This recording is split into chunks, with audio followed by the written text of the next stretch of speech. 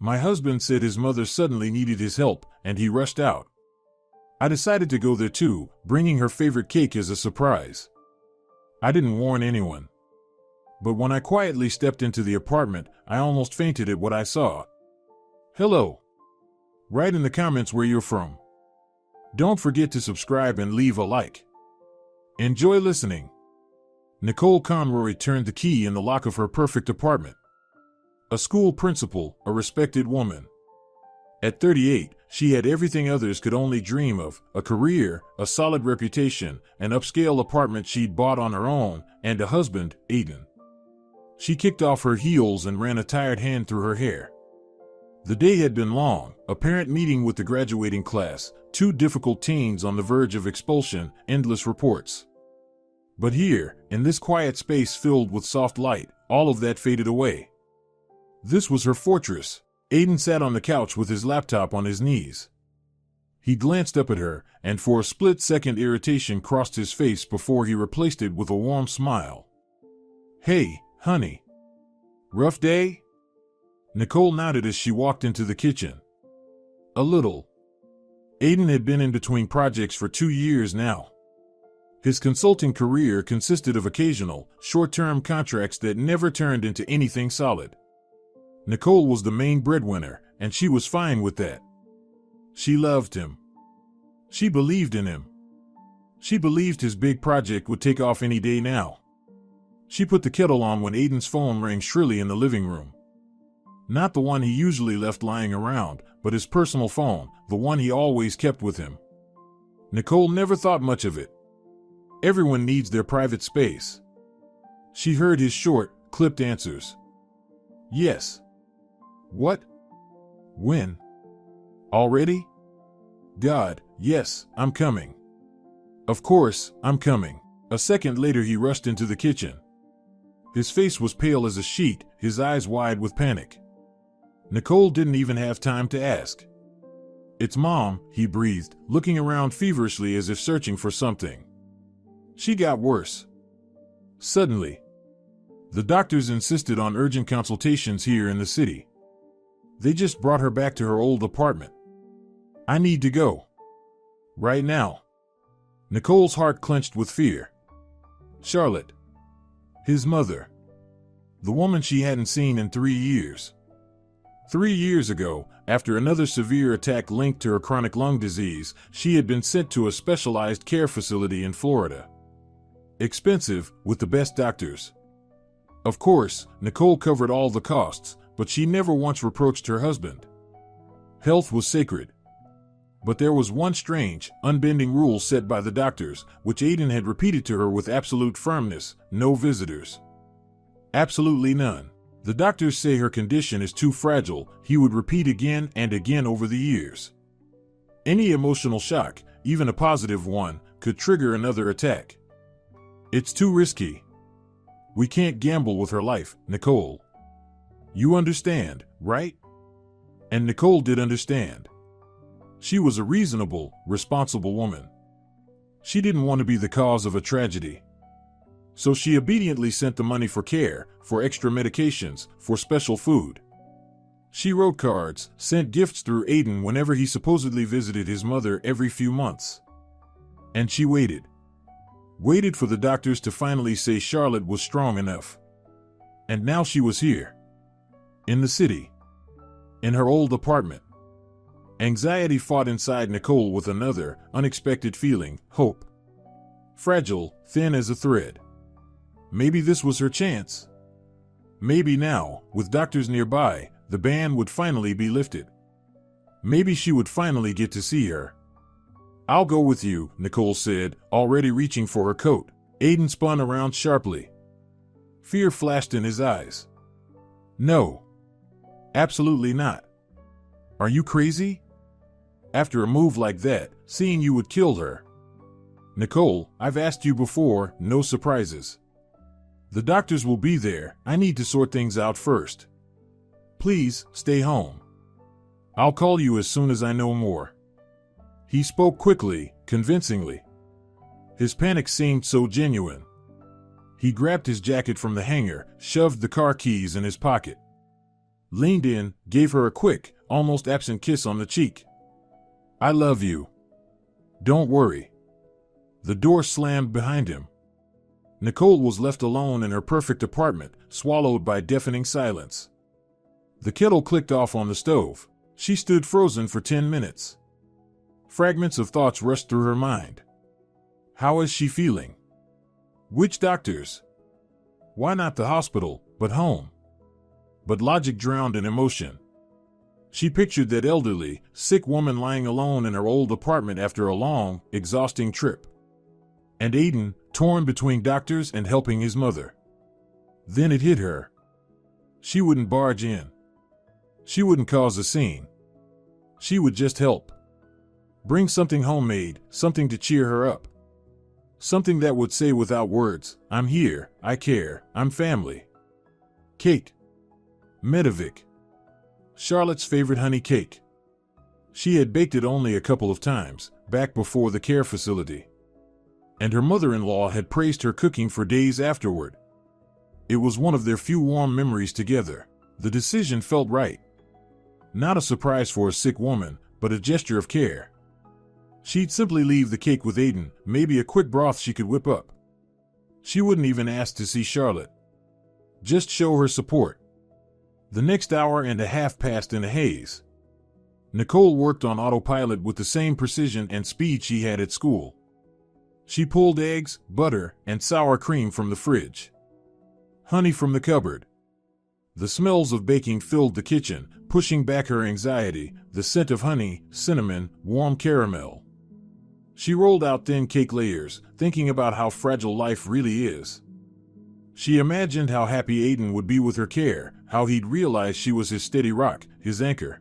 When the cake was finally ready, soaked in sour cream frosting and sprinkled with crushed nuts, she carefully packed it into a big box, slipped on jeans and a sweater, threw on her coat. Aiden's phone was off. Probably the battery died, or he was with the doctor, Nicole reassured herself. She didn't want to disturb him. Her visit would be quiet and quick. The drive through the evening city took 40 minutes. She gripped the steering wheel tightly, her heart pounding with a strange mix of fear and anticipation. She pulled up to a gray building on the edge of town. One of those countless apartment blocks. This was where Aiden had grown up. Nicole hadn't been here in those same 3 years. She found a parking spot, lifted the box with the cake from the back seat. The entrance smelled of dampness and something sour. The old elevator rattled its way up to the 7th floor. And there it was, the door covered in worn brown vinyl. Nicole froze for a moment. She had a key. Aiden had given it to her many years ago, saying, "This is your home too now." She had always carried it on her keychain. A symbol of belonging to the family. After a pause, she decided not to ring the bell.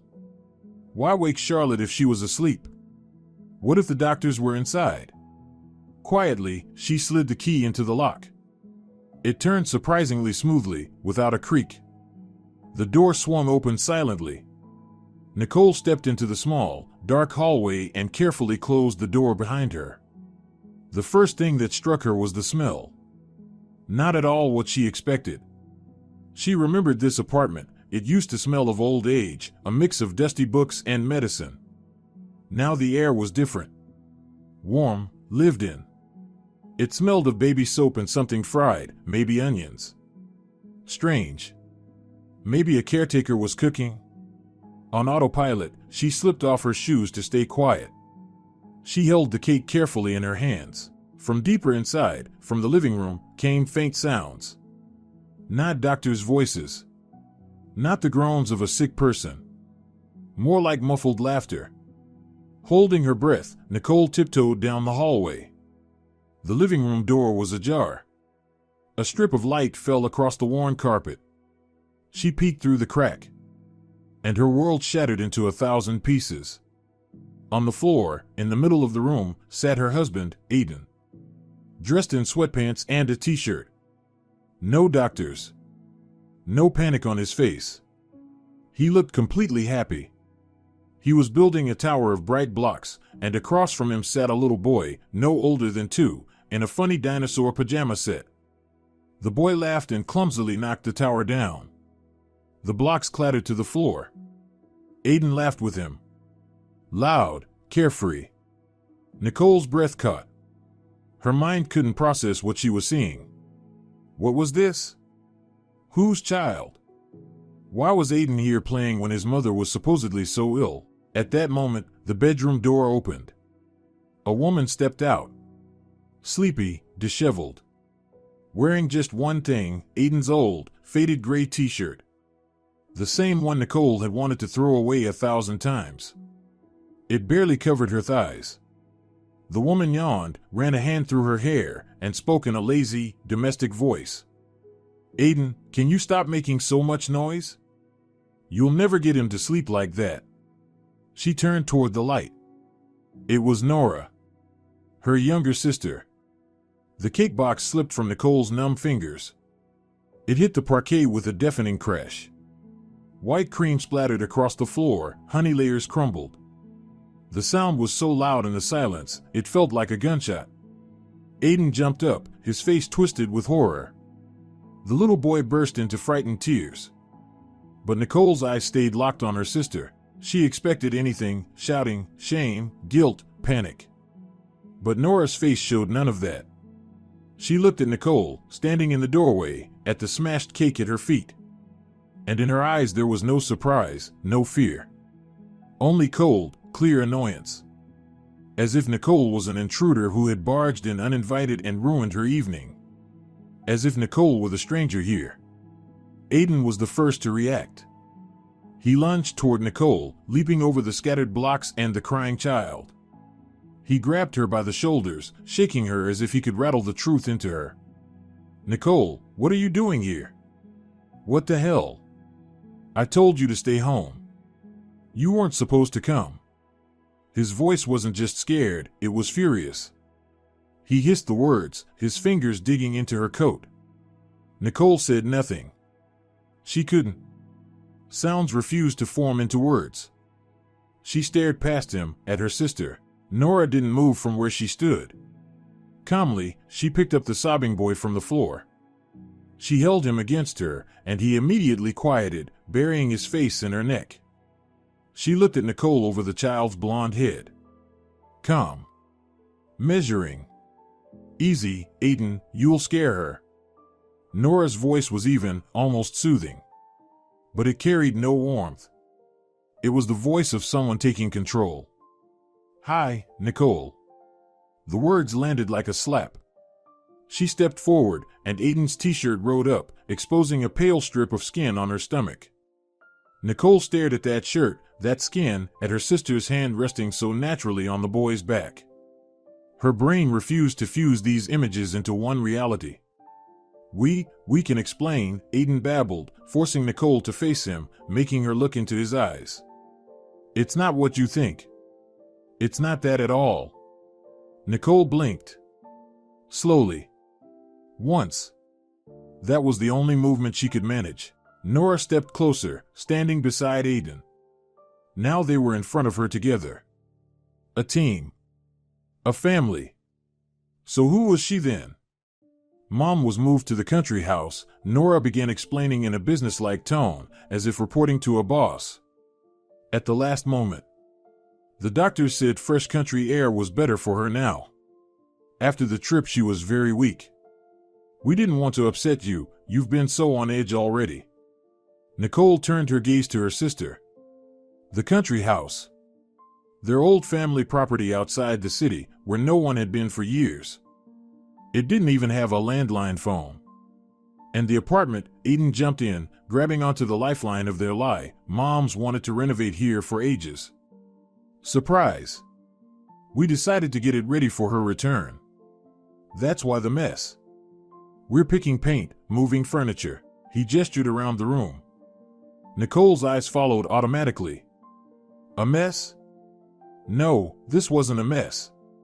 It was a lived-in room. In the corner stood a playpen.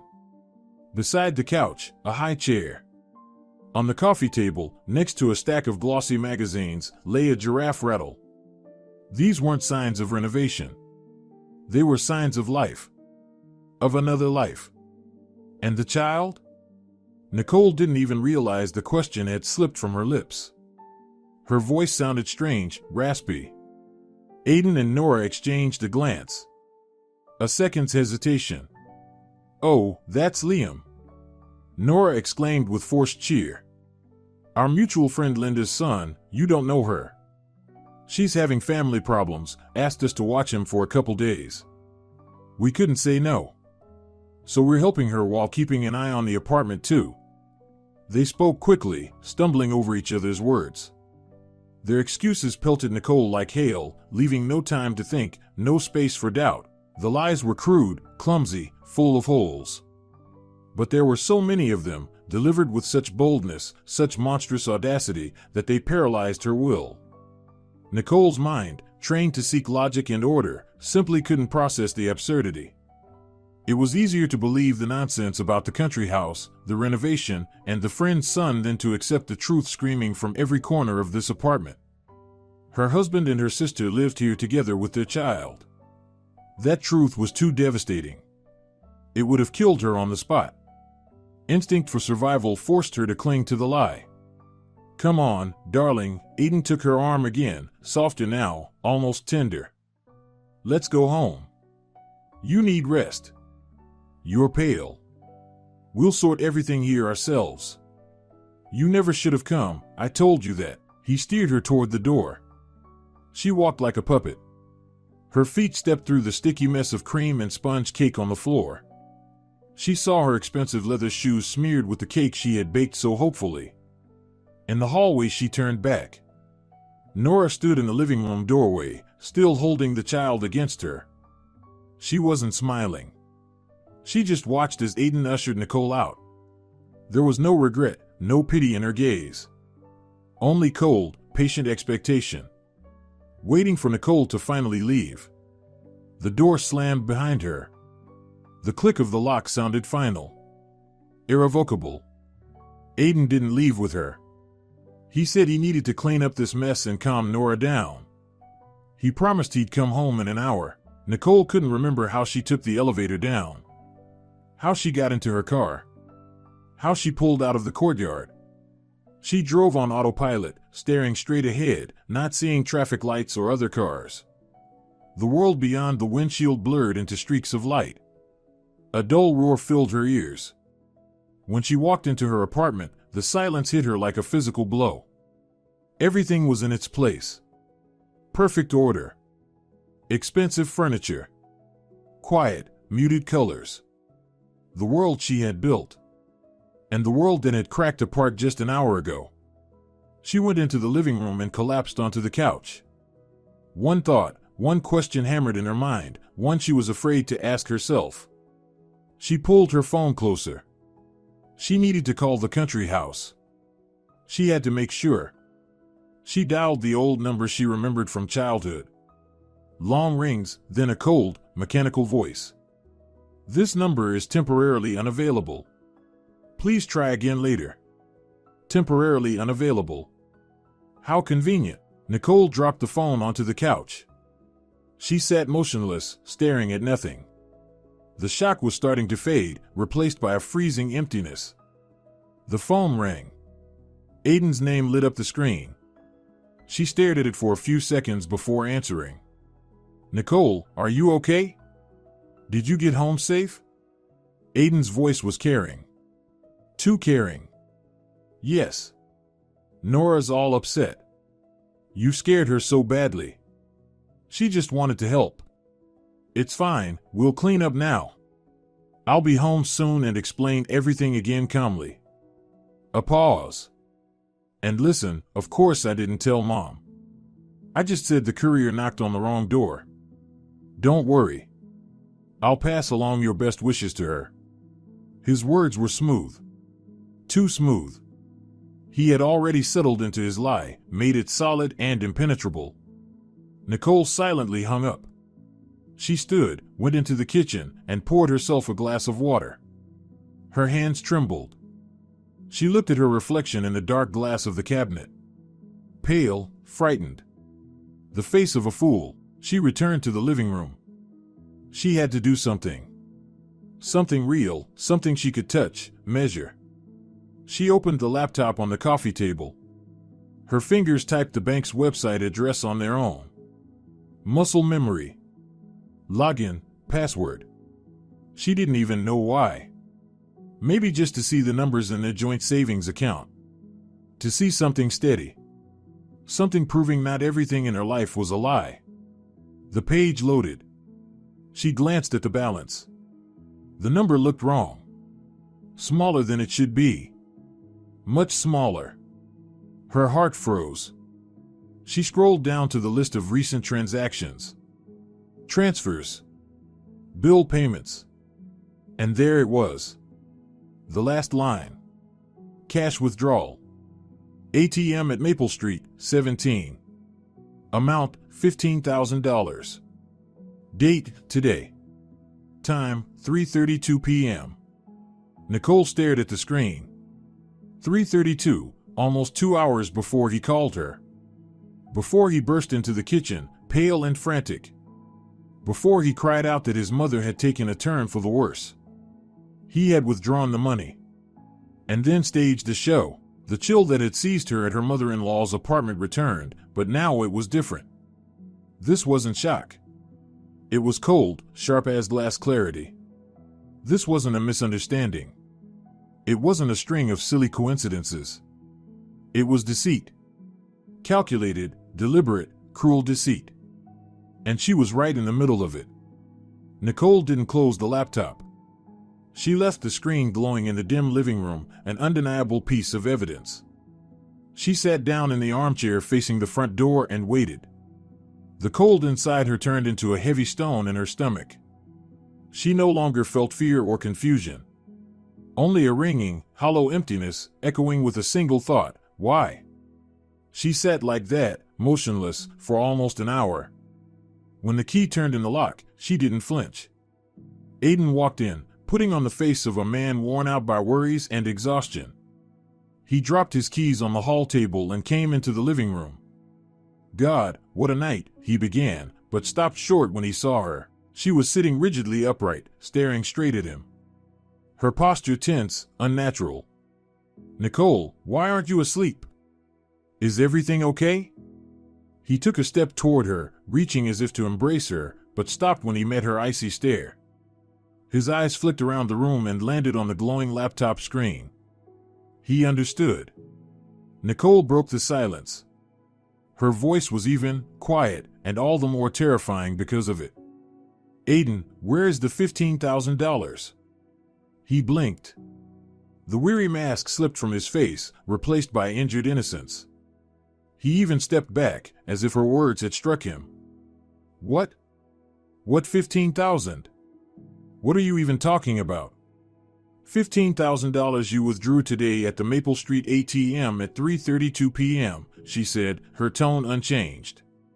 2 hours before you supposedly got that call about your mother. Where is it? There it was. The prepared answer. He had been waiting for this question. Nicole saw it in the way his shoulders loosened slightly, how he shifted into the stance of a man wrongly accused at the worst possible moment.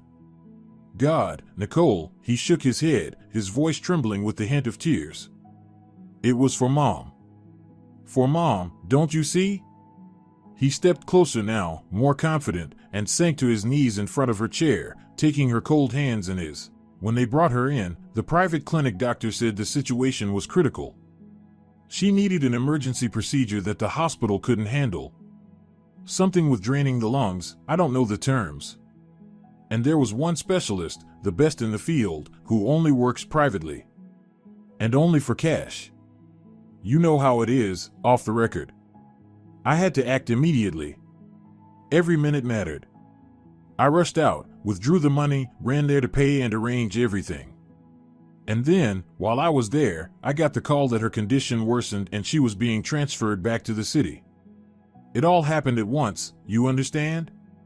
What difference does it make when I withdrew the money? I was trying to save my mother. His words poured out, passionate, convincing. His eyes full of pain and desperation. He clutched her hands, looking straight into her soul. Any other woman would have melted, apologized for doubting him. But Nicole saw only a polished performance. Too smooth. Too perfect.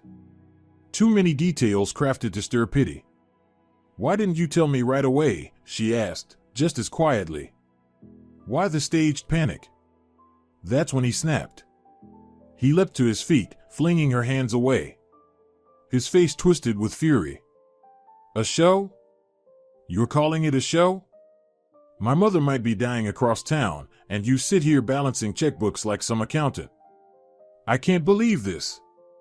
Do you even have a heart, Nicole?" He paced the room, gesturing wildly, hammering each word into her like a nail. "I didn't want to upset you. I was trying to shield you from this nightmare. I was running around like a madman fixing things, and you? What were you doing? Baking cakes and conducting audits. I always knew you didn't like my mother. Always. But to show this kind of coldness at a time like this." He stopped and looked at her with such a mix of disgust and disappointment that Nicole felt physically sick. It was masterful manipulation. He wasn't defending himself, he was attacking. Making her the guilty one. Guilty of asking a fair question. Guilty of noticing the lies. Guilty of not letting herself be deceived. And Nicole backed down. Not because she believed him. No. Not a word of it. She backed down because in that moment she understood with terrifying clarity, direct confrontation was useless. She had no proof. Only her suspicions against his tears and accusations. Any attempt to push for the truth would be twisted into her cruelty, her paranoia, her hatred of his sick mother. He would make her feel like a monster. And as she looked at his face burning with righteous fury, she realized he would do it again and again. He would lie, and when caught, he would make her the villain. She rose slowly from the chair, walked to the laptop, and shut the lid. The click cut through the silence like a period at the end of a sentence. "I'm tired," she said evenly. "I'm going to bed." Aiden froze. He'd expected a fight, tears, apologies. But not this cold, detached calm. It threw him off balance. "Yeah, of course," he muttered. "We both need rest. Tomorrow will be a hard day." He thought he'd won. That night Nicole lay awake, staring into the dark. She lay on her side of the wide bed, and between her and the sleeping Aiden stretched a chasm. He had fallen asleep almost instantly, worn out by his own performance. His steady breathing in the silence felt like an insult. She replayed every detail. Nora in his t-shirt. The lived-in apartment. The child who looked at Aiden as if he saw him every day. The cash withdrawn beforehand. The flawless but utterly false story. This wasn't a spur-of-the-moment decision. It wasn't a mistake. It was something bigger. Something they had planned. Her husband and her sister. For the first time in years, she felt utterly alone. In the morning she acted as usual. Brewed coffee. Made toast. Aiden came into the kitchen dressed, ready to head back to his mother. He was cautious, watching her closely. Nicole set a cup of coffee in front of him. "How is she?" she asked, looking off to the side. "No news overnight?" "No, everything's stable," he replied quickly, relieved by her normal question. "The doctors say the procedure went well. Now she just needs rest." "Which clinic handled the procedure?" she asked casually, spreading butter on her toast. "Maybe I can help somehow. I've got contacts in the medical field. I could arrange a transfer to a better hospital, if needed." It was a trap.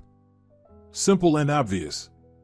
Aiden froze with the cup halfway to his lips. His face hardened for a split second. "Don't get involved, Nicole," he snapped. "This private specialist, it's complicated. I'm handling it. Your help isn't needed." He stood up without finishing his coffee. "I've got to go." He left. Nicole stayed in the kitchen. The cold dread that had only been a premonition before now took shape. He wasn't just lying. He was actively hiding the truth. He was building a wall around it. And Nora was behind that wall with him. This wasn't just a lie. It was a conspiracy. She cleared the dishes mechanically. She had to get ready for work. She had to pretend everything was fine. A school principal couldn't afford to fall apart. She went into the living room to grab her bag. Something made her stop. She sat down on the couch, in the very spot where Aiden had sat yesterday. She ran her hand over the expensive upholstery. Her home. Her fortress. Her safe place. Her hand slipped between the cushions, an unconscious, mechanical gesture. Her fingers brushed against something small and hard with sharp edges. Curious, she pulled it out. A tiny toy car. Bright red plastic, no bigger than her thumbnail. Cheap, simple, the kind sold in vending machines at shopping malls. Nicole stared at it, and suddenly the air grew thick and heavy. There had never been toys in this house. They had no children. None of their friends had brought kids over in years. This car could only belong to one child in their world. The little boy named Liam. And if this toy was here, on her couch, in her apartment, it meant only one thing. They had been here. Nora and the boy. Sitting on her couch. Playing in her living room. In her fortress. Without her knowing. Nicole clenched her fist so hard the sharp edges of the toy dug into her palm. The pain was real, sharp. And still nothing compared to the wave of desecration that swept through her. Her home was no longer hers. It had been invaded. The pain sobered her. She unclenched her fingers and looked at the red car, then at the tiny crescent mark the plastic had left on her skin. She didn't throw it away. She stood, walked to her desk in the corner of the living room, pulled out a small envelope meant for business cards, and carefully slid the toy inside. Then closed the drawer. It was no longer just a toy. It was evidence. The whole day at work passed in a haze. Meetings, documents, teachers' questions. Her face was the impassive mask of Principal Nicole Conroy. No one guessed at the icy storm raging inside her. She moved on autopilot, while a part of her mind worked furiously, analyzing, connecting dots, piecing together the chain of lies. The care facility. It all started with the care facility. 3 years ago. She remembered that day in perfect detail. Aiden had come home with a gray face. Said his mother had had a terrible attack, barely survived. Local doctors were at a loss. She needed special care, a warm climate, constant monitoring. And Aiden had found the perfect place. An elite private facility in Florida, specializing in exactly her condition. Expensive. Very expensive. But how could they put a price on his mother's health? Of course Nicole agreed. She had insisted on covering the bills herself. She felt guilty for not being able to give her mother-in-law more attention because of her work. This was her way of showing care. Aiden had brought a glossy brochure. Sunset Manor. On the cover, a white building surrounded by greenery, overlooking the ocean. Inside, photos of spacious rooms, smiling staff, modern medical equipment. Everything looked solid, trustworthy. And then came the rule, no visitors. Doctors were strictly against it, Aiden explained with regret.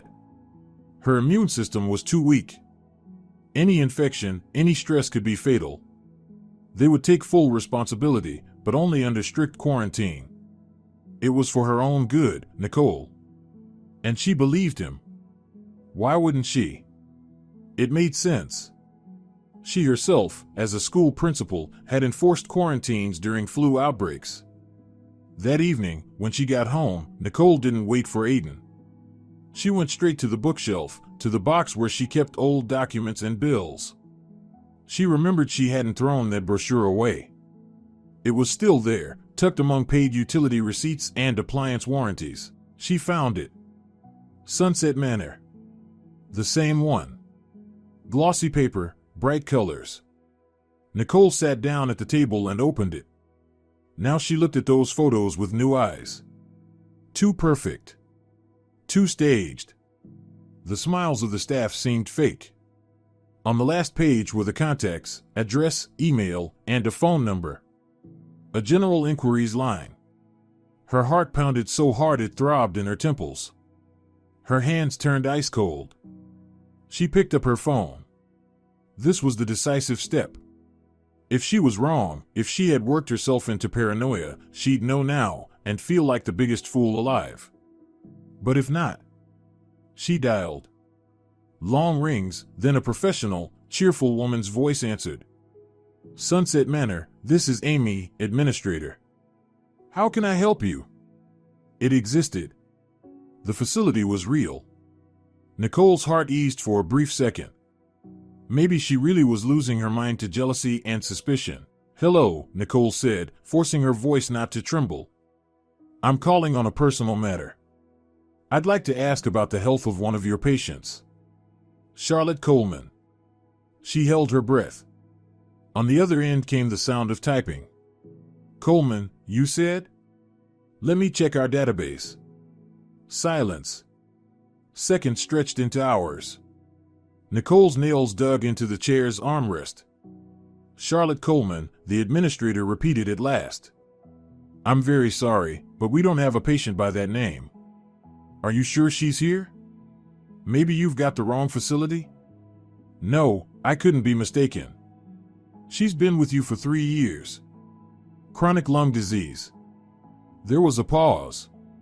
Then the woman's voice grew softer, sympathetic.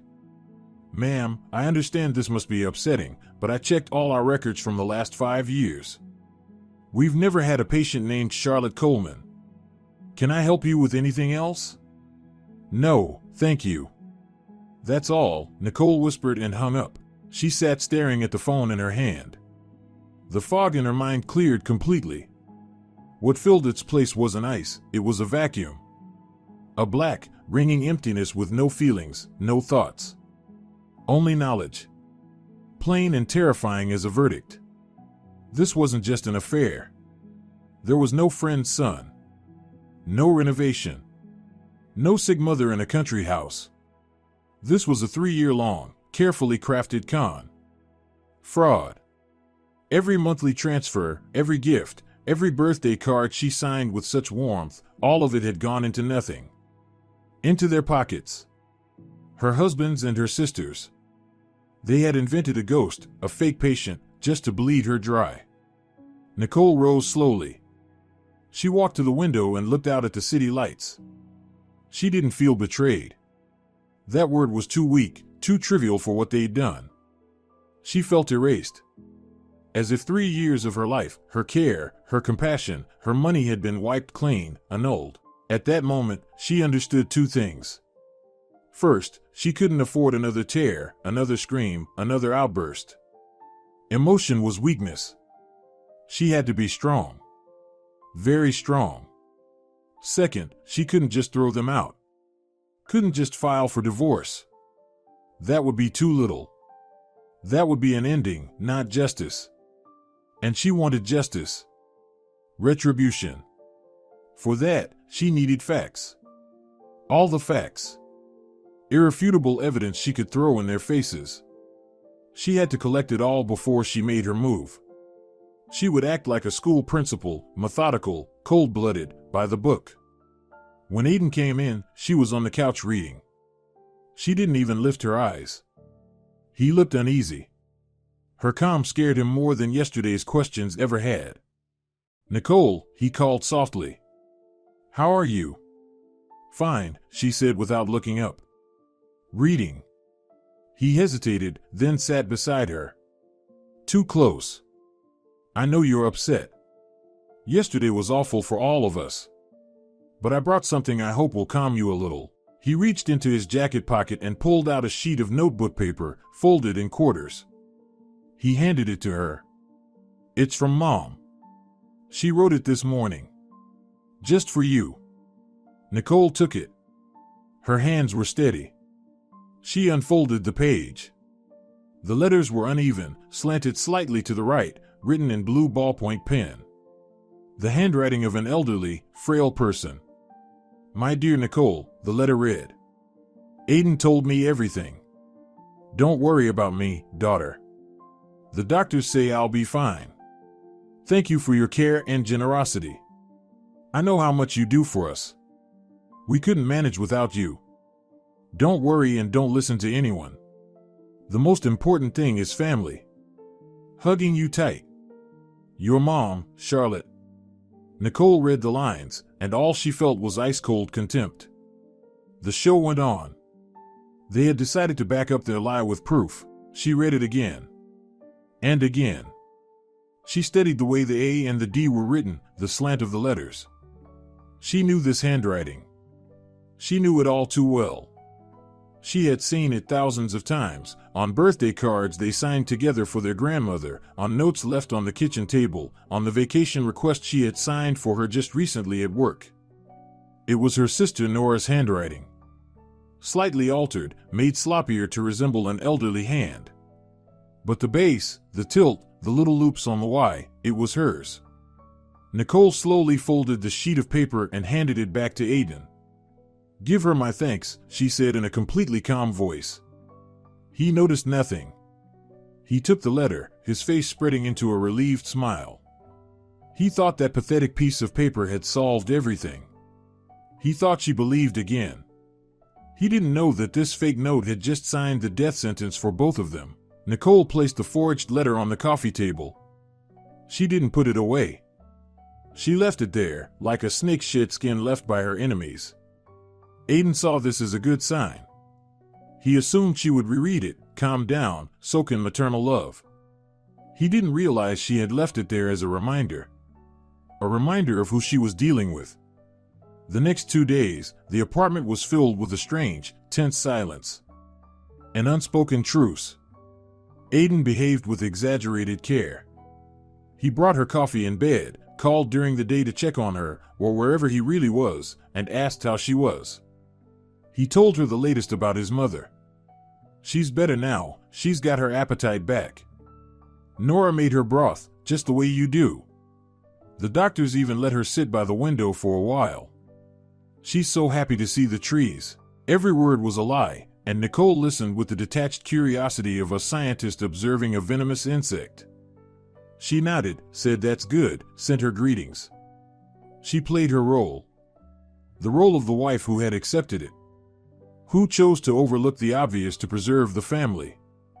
They were sure they had broken her. That her brief rebellion was just an emotional flare-up they had smothered with lies and pressure. They underestimated her. They saw her only as a convenient source of money and comfort, not as a school principal who dealt daily with lies, manipulation, and teenage cruelty. They forgot she could be tough. The turning point came on Friday. Nicole was in her office, sorting through papers at the end of the workday. Her phone rang. Aiden's number. She answered calmly. "Yes, Aiden." "Nicole, hey. Listen, here's the thing," his voice was hurried, with a fake touch of casualness. "Linda, you know, Nora's friend, remember? Well, her mom's in the hospital in another city. She has to leave tonight, and there's no one to watch Liam. So we talked it over, we'll bring him to our place for a few days, maybe a week, until Linda gets back." Nicole stayed silent, listening. She looked at the photo in the frame on her desk. Her and Aiden, 5 years ago, on vacation. Happy, smiling. She stared at it and felt nothing. He wasn't asking. He wasn't suggesting. He was presenting her with a fact. "We'll bring him to our place. To her home. To her fortress." They had decided that since she swallowed everything else, she would swallow this too. This was their next move. Infiltration. Establishing themselves on her territory. First the child, then, under some pretense, Nora.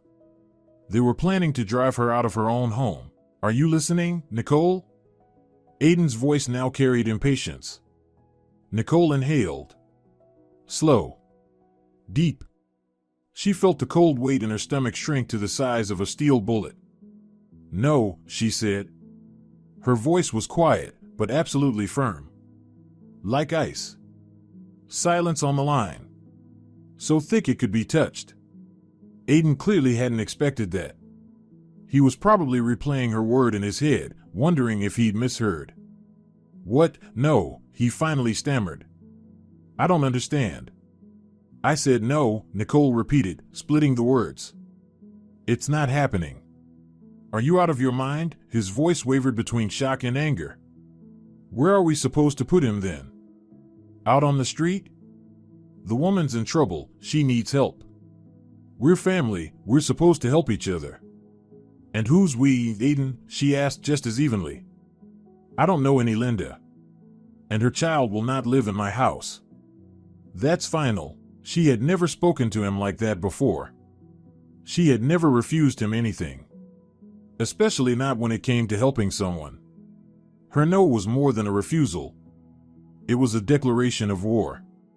You'll regret this, Nicole. Aiden hissed into the phone. You don't even realize what you're doing. I'll come home, and we'll talk about this properly.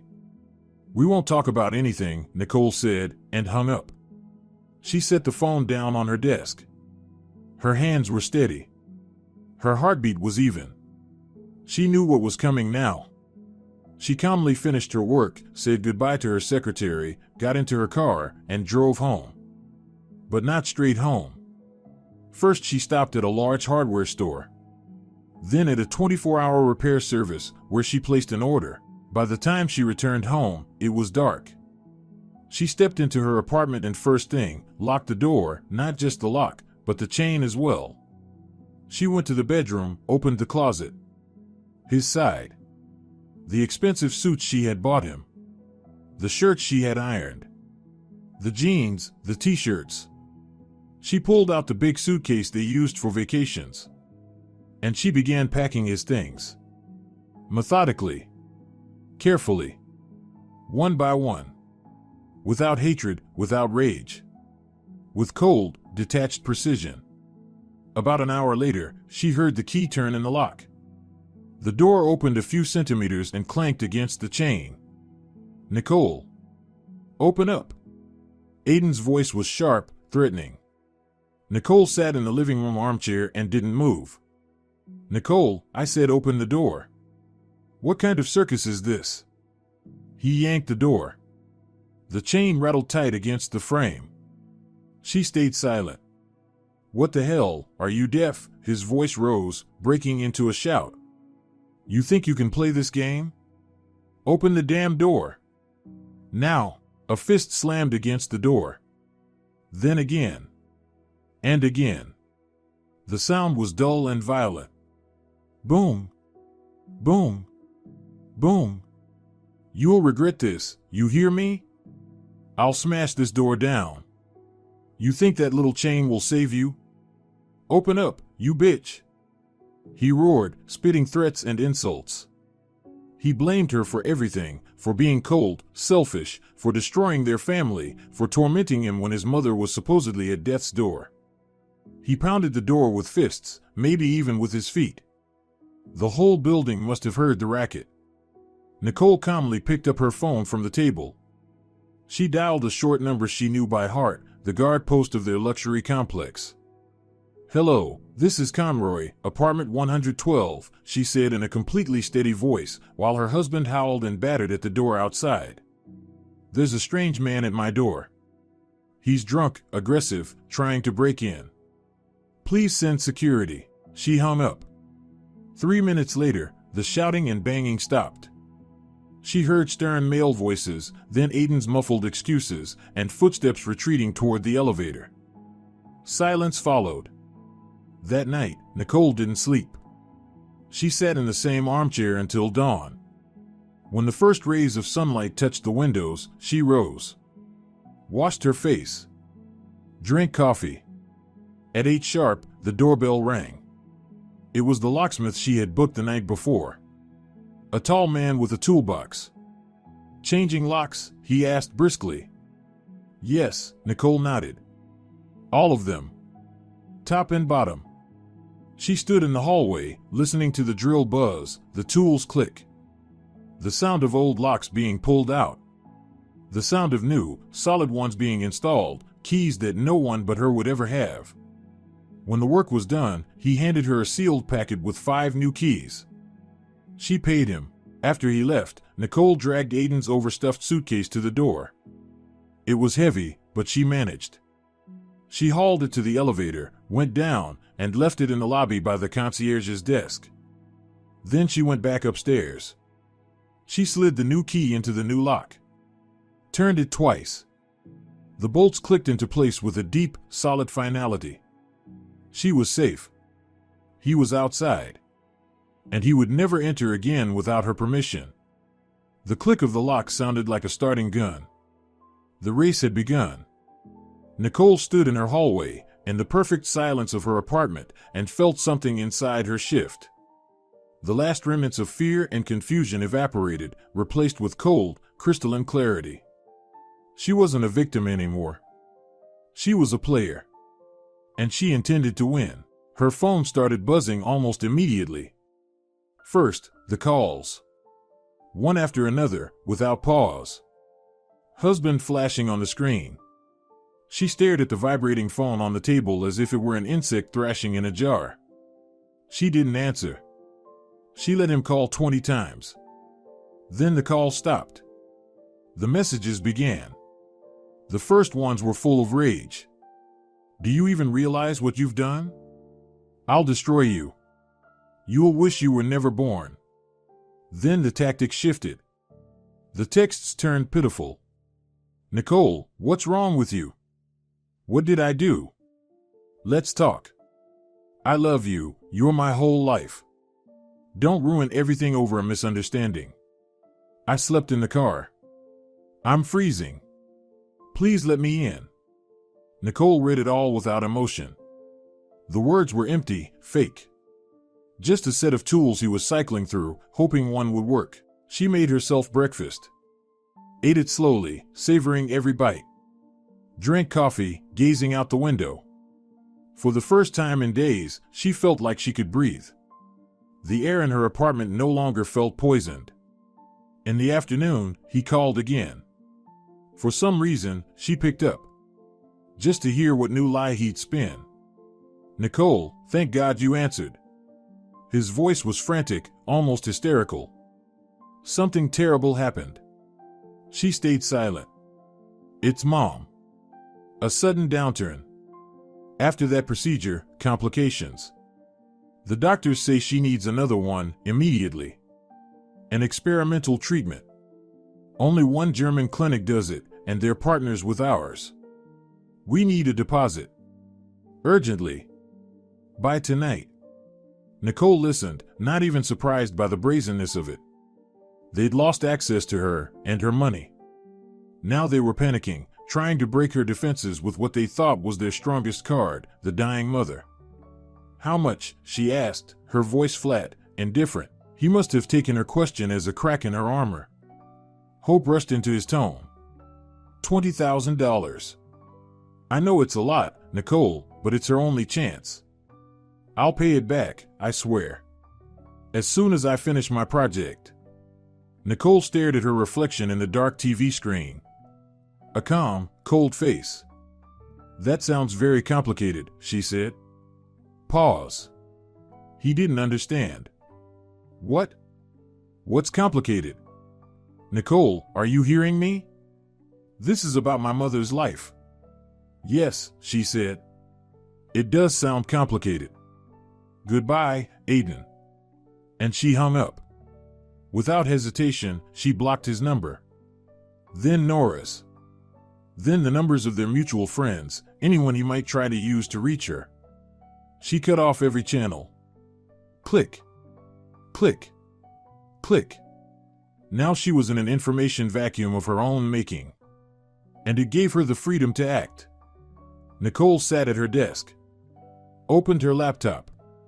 Not to check bank accounts this time. She pulled up her old contacts list and found a number she hadn't dialed in at least 5 years. Ryan Fiennes. A classmate. Back in college, he'd been the quiet, invisible type, always sitting in the back row but somehow acing every exam. No one really knew what he did outside of studying. And then, after graduation, he suddenly opened his own business. A private detective agency. Nicole had laughed at the time. Ryan Fiennes, Private Eye. But his agency not only survived, it became one of the best in the city. He handled complex corporate investigations, asset tracing, loyalty checks for the rich and powerful. He was the best. And he was discreet. She dialed his number. He picked up on the second ring. Fine speaking. Ryan, hi. It's Nicole Conroy. We studied together. There was a pause on the line. Nicole? Hi. Of course I remember. How long has it been? Something happened? Yes, she said bluntly. I need your help. Professional help. I'm listening, and Nicole began to talk. Cold and methodical, as if reading out a report. She laid everything out, the nursing home, the no visits rule, the sudden return of the mother, the scene at the apartment, Nora, the child, the t-shirt, the withdrawn money, the fake letter, the demand to bring the boy, the lock change. She left out nothing. She gave no emotion. Just a dry list of facts. Ryan listened without interrupting. She spoke for nearly 10 minutes. When she finished, he paused a few seconds, thinking. I see, he said finally. Classic setup. Sloppy, but I guess they counted on your trust. I don't need theories or psychology, Nicole cut in. I need facts. Irrefutable facts. What exactly do you want to know? Everything, said Nicole. First and foremost, where is Charlotte Coleman really? Is she alive, and if so, where? If she's dead, when and from what? I want documents. Official ones. Second, the child. I need everything about him. His name, date of birth, who his parents are on record. I want a birth certificate. Third, I need the full financial picture on Aiden for the last 3 years. Where the money went that I transferred for his mother's treatment. Big purchases. Debts, loans. Everything. She stopped. Ryan was silent again. This is serious work, Nicole, he said at last. And it'll cost money. I'll pay, she replied. Name your price. All right, his voice switched to businesslike. I'll take the job. I can give you the first results from official databases within 24 hours. The rest will take more time. I'll keep you updated. Thank you, Ryan. She was about to hang up, but he stopped her. Nicole, wait.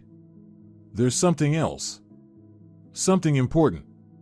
What is it? You said he asked you for $20,000 for treatment, Ryan said. And you refused. That means they're desperate. And desperate people do two things.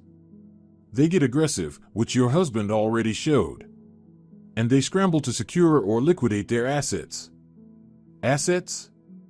What do you mean? Nicole asked. Aiden doesn't have assets. Everything we own is mine. Are you sure? Ryan's voice was sharp. What about his mother's apartment? The one where you found him with your sister. What's its legal status? Nicole froze. She had never thought about it. Charlotte's apartment. It had always just been Charlotte's apartment. It belongs to her, I think, Nicole said uncertainly. I think isn't what we need right now, Ryan snapped. Listen carefully, Nicole. The first thing scammers like this do is transfer property out of an elderly person's name either while they're still competent or before they die. You need to check this immediately. Not tomorrow. Today. Call any real estate lawyer, order an urgent registry extract for that address. It'll take a couple of hours. If it turns out the apartment is no longer in her name, then we've just found their main asset. And their main motive. Ryan's words hit Nicole like a slap. Their main asset. Their main motive. She hung up, and the room seemed to tilt around her. The apartment. The old two-bedroom on the edge of town. She had never thought of it as an asset. It was just her mother-in-law's place. But Ryan was right. With today's property prices, even a modest apartment was worth serious money. Serious enough to build a 3-year-long lie around. She wasted no time. She searched online for a real estate law firm. explained her request in a flat, businesslike tone. I need an urgent registry extract for this address. I want to check the current owner. The voice on the other end was equally businesslike, quoted a rush fee, and asked her to email the details. Nicole did it. Sent the address, paid online. They promised to send the official document within a few hours. The rest of the day and evening passed in a strange, taut anticipation. Nicole tried to distract herself, sorting papers, watching some random movie, but her thoughts kept circling back to two things: Ryan's call and the lawyer's report. She was waiting for confirmation. Proof that she wasn't losing her mind. That everything she had seen and sensed was real. The first call came the next morning, Saturday. It was Ryan. Nicole picked up, her heart frozen in her chest. "Nicole, I have the first results." His voice was steady, clinical, like a surgeon delivering a diagnosis. "I checked the civil registry." "Ready?" "Ready," she breathed. Charlotte Coleman, born 1952, died 37 months ago. Nicole stared at the wall in silence. 37 months. That was 3 years and 1 month. She had died almost immediately after Aiden announced his mother was moving into the nursing home. Cause of death, according to the official report, bilateral pneumonia. Ryan continued. No chronic lung disease in her medical history. Just pneumonia. She was admitted too late. She died at St. Mary's Hospital. Buried at Riverside Cemetery, public section. All registered officially, nothing suspicious. Her son, Aiden Coleman, listed as the person responsible for the funeral arrangements. He stopped, giving her time to process. Nicole didn't cry. She didn't scream. She felt something terrifyingly close to relief. As if a crushing weight had been lifted off her shoulders. Everything suddenly made sense. There had never been a sick mother. No nursing home. No doctors. There had only been death. Ordinary, banal death of an elderly woman from a treatable illness, if she had been hospitalized in time. And on that death, on her grave, her husband and her sister had built a 3-year business. They had turned a corpse into an income stream. The rage that rose in her wasn't hot or burning. It was cold, black, and silent. It didn't want screams. It wanted action. "I'm sending you a scan of the death certificate," Ryan said. "Print it, keep it safe. It's your trump card." "All right," Nicole replied, her voice calm, too calm. "Thank you, Ryan. Keep working." She hung up. A minute later, the email arrived. She opened the attachment. An official document appeared on the screen, with watermarks and seals. The heading, the state emblem. And in black and white, the death certificate. Charlotte Coleman. Date of birth. Date of death. Cause, pneumonia. At the bottom, the blue stamp and signature. A piece of paper that invalidated everything. Every word Aiden had ever spoken about his mother. Every fake letter from Nora. Every single transfer Nicole had made for medicine. Her marriage, at least the last 3 years of it, had been built on a grave. A brazen, cynical, monstrous con. She sat staring at the document, and for the first time, the bigger picture began to take shape. They hadn't just lied. They had been living in a dead woman's apartment. Raising their child there. Spending Nicole's money, supposedly for the deceased, on their own new life.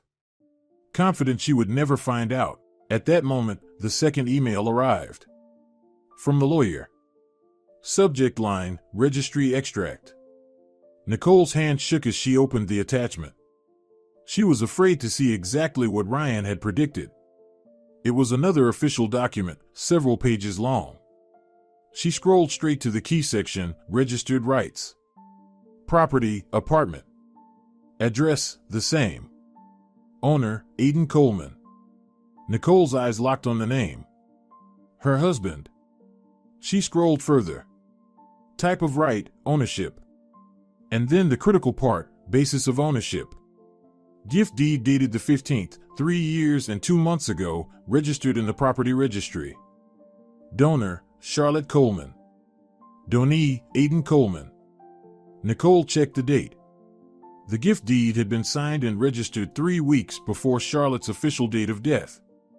At the very time she had likely been lying in a hospital bed with pneumonia, fighting for her life.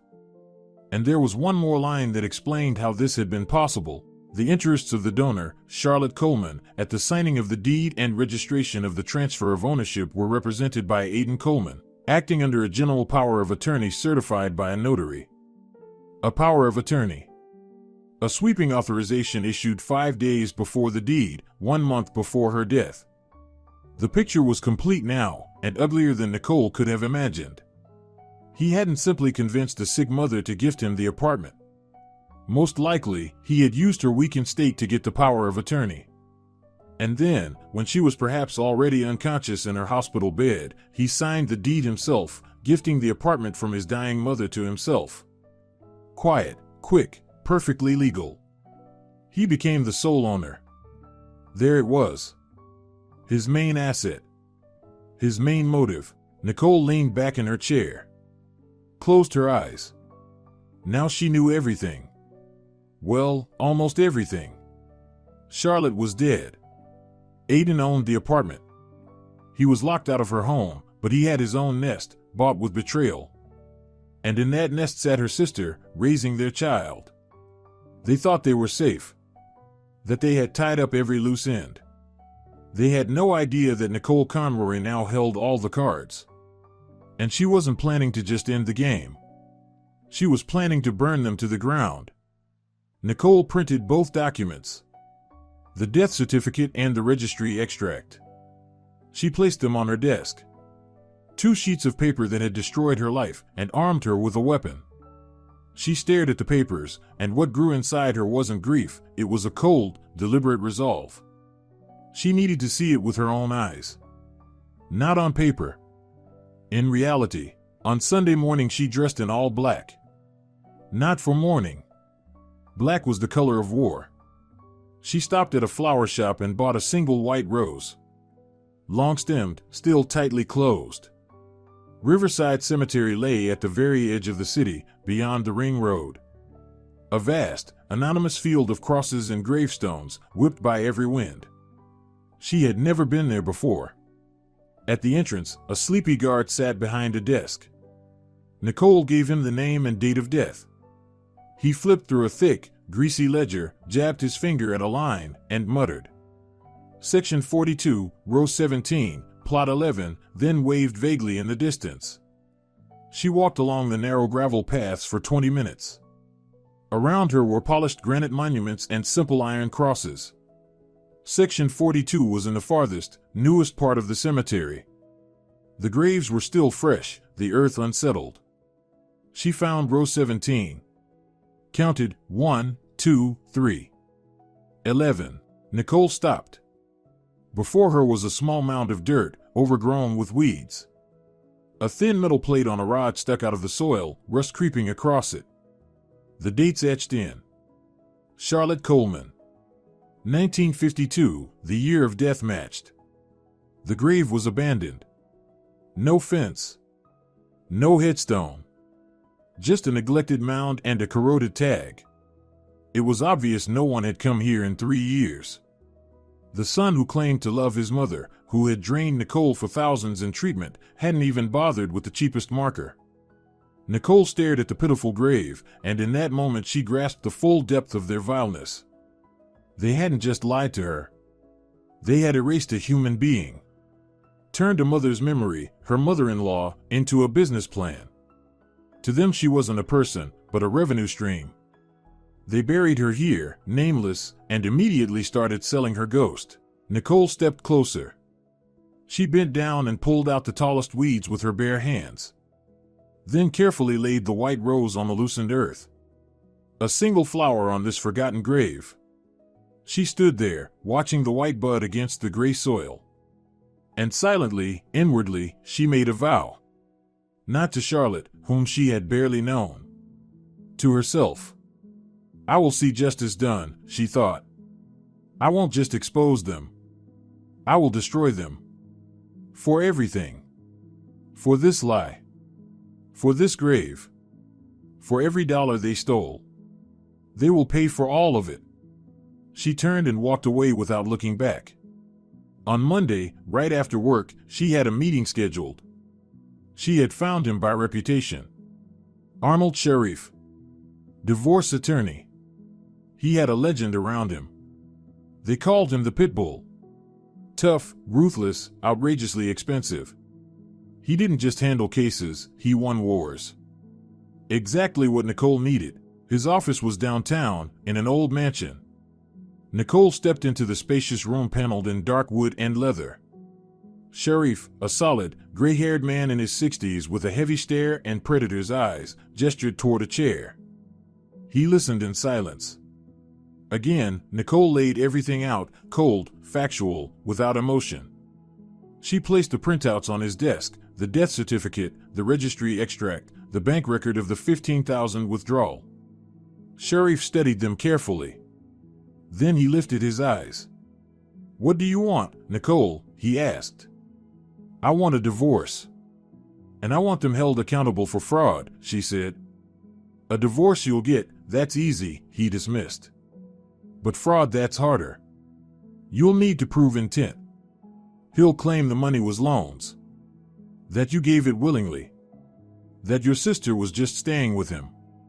We'll need a criminal case built." "I don't want just proof," Nicole said, locking eyes with him. "I want retribution. I want him stripped of everything. Money, reputation, the apartment he stole from his mother. I want my sister outcast from the family. I want every cent taken from them until they're left on the street. And I am willing to pay for it." A spark lit in Sharif's gaze. Predatory, professional interest. He saw not a sobbing victim, but a client with will and resources. "Now that," he said, leaning back, "is a different conversation. If we're talking not just divorce but total annihilation, we go two ways. First, a civil suit. Division of property, recovery of the money you transferred. We'll argue unjust enrichment. Second, a criminal case. Large-scale fraud, committed by a group with prior conspiracy. That's serious. That's real prison time. But for that, we need airtight evidence. I've hired a private investigator." "He's already digging," Nicole said. "Perfect," Sharif nodded. "Let him dig. We'll need everything. Witnesses, documents, recordings if you can get them. We'll build the case brick by brick. And strike when they least expect it, when they're convinced you've given up and they've won." He held out his hand. "I'll take your case, Nicole. Welcome to the war." Nicole gripped his strong, dry hand. For the first time, she felt she had an ally. She came home late that night, drained but resolute. In her inbox was a new email from Ryan. Subject line, "Full report. Part 1. Her heart raced. She opened the attachment. A multi-page document appeared, filled with photographs and scans. The first part of the report was about the funeral. Ryan had tracked down the company that handled the arrangements. He'd even found photos filed in their archive. There they were, Aiden and Nora, standing by the coffin in the funeral hall. Aiden wearing the right mask of grief. Nora at his side, holding his arm. She didn't look broken with sorrow, more businesslike. Both of them dressed in plain but new, expensive black clothes. Bought, no doubt, with Nicole's money. In the background, nothing. No relatives. No friends. They buried her alone. Quietly. So no one would know. Nicole scrolled further. And froze. The next document was a scan. An official form, stamped with the state seal. A birth certificate. Name, Liam Coleman. Date of birth, 2 years and 3 months ago. Place of birth, Chicago. Mother, Nora Conroy. Nicole's eyes locked on the final line. Father, Aiden Coleman. That was it. The end of every doubt. The confirmation of her darkest suspicion. The child was his. Theirs. He had been born 10 months after Charlotte's death. They started their new life, their new family, literally on his mother's fresh grave. And all that time, Aiden had shared Nicole's bed, eaten at her table, taken her money, and lied, and lied, and lied. Nicole shut the laptop. The air felt thick, hard to breathe. This wasn't betrayal. This was something far worse. There wasn't even a word for such savagery. She stared at the black screen, but the words from that certificate still burned in her eyes. Father, Aiden Coleman. Mother, Nora Conroy. Her husband. Her sister. Their child. Something inside her snapped. The last thread tying her to her old life, to the Nicole who could still love, still trust, still hope, that Nicole was gone. In her place was a cold, ringing void, filled with one single need, justice. Harsh, merciless, destructive justice. The next morning, she acted. Her emotions were locked away in the deepest drawer of her mind. All that remained was the plan. The plan she and Sharif had started to shape. First step, finances. She arrived at a bank an hour before opening. Not the one with their joint account. Another. Solid. Reliable. One where she had never banked before. She opened a new account. In her name only. Then she drove to the school's accounting office and filed a request to have her salary redirected to the new account. At the puzzled look from the head accountant, Nicole simply said, cold and short, "It has to be this way." The second step was harder. Freezing the joint account. Sharif had prepared the papers for a court order blocking all transactions. He had warned her. "We have to move fast. Once he realizes you're serious, he'll try to drain everything." It's what people like him do. They were too late. By the time the order hit the bank, the reply came almost instantly. The account was empty. Wiped clean. Aiden had cleared it out yesterday afternoon. Not just emptied it, he'd closed it. As if erasing the trail. Sharif called her himself. "Nicole, he beat us to it. The joint account is gone. All the money is gone." Nicole stood at her office window. Children shouted in the schoolyard below. Ordinary life, so far away from hers now. How much was in there? Sharif asked. About $100,000, Nicole answered evenly. "We were saving for a country house." In truth, I was saving. He just threw in scraps from his so-called projects. Her money. Money she had earned by denying herself. Money for their future. A future that had never existed. The loss was huge. A blow. But to her surprise, Nicole felt no despair. She felt something else. "This is good," she said. Sharif sounded startled. "Good? How?" "It's proof," Nicole explained. "This isn't just borrowing. It's deliberate theft. The final nail in his coffin. Now we have grounds for a criminal case." Sharif gave a short laugh. "You've got nerves of steel, Nicole. Fine. We'll add this to the file. Now we wait for your investigator's report. We need to know where that money went." The answer came 2 days later. Ryan sent the second part of his report, financial. And everything fell into place. Aiden hadn't just been unemployed. He'd been gambling. Big time. Online casinos, sports betting. For the past 6 months, he'd been losing staggering amounts. And he had gone into debt. Not to banks. No, he wasn't that foolish. He'd borrowed from individuals. The kind who don't sue. The kind who collect in other ways. The report had a name. Noah Goldman. A loan shark with a rotten reputation, infamous in certain circles. He lent money at insane interest and never forgave a late payment. Apparently, Aiden owed him a very large sum. And the deadline had passed. That explained the desperate demand for $15,000. Then another 20. And when that failed, he emptied the account. But even the 100,000 wasn't enough to cover the debt. He needed more. Something bigger. The apartment. Now Nicole understood their plan. Sell Charlotte's apartment fast, pay off the debt, and vanish with what was left. Start over somewhere far away. Leaving Nicole with nothing, no husband, no money, a shattered heart. She stared at Goldman's photo in the report. Heavy, bullish eyes. A man you didn't want to owe. And an idea came to her. Cruel. Risky. But absolutely right. Sharif had said they should strike when her enemies least expected it. But Nicole decided otherwise. She wouldn't wait. She would make them slip.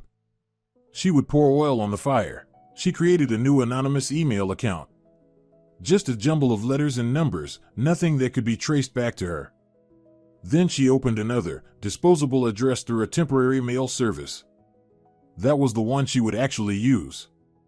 No fingerprints. No trail.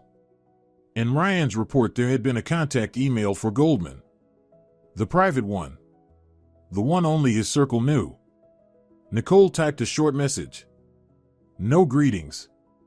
No signature. Just 4 words. Aiden Coleman. Apartment sale. Soon. She read it over. Perfect. No threats, no details. Just information. Information that would make the creditor move.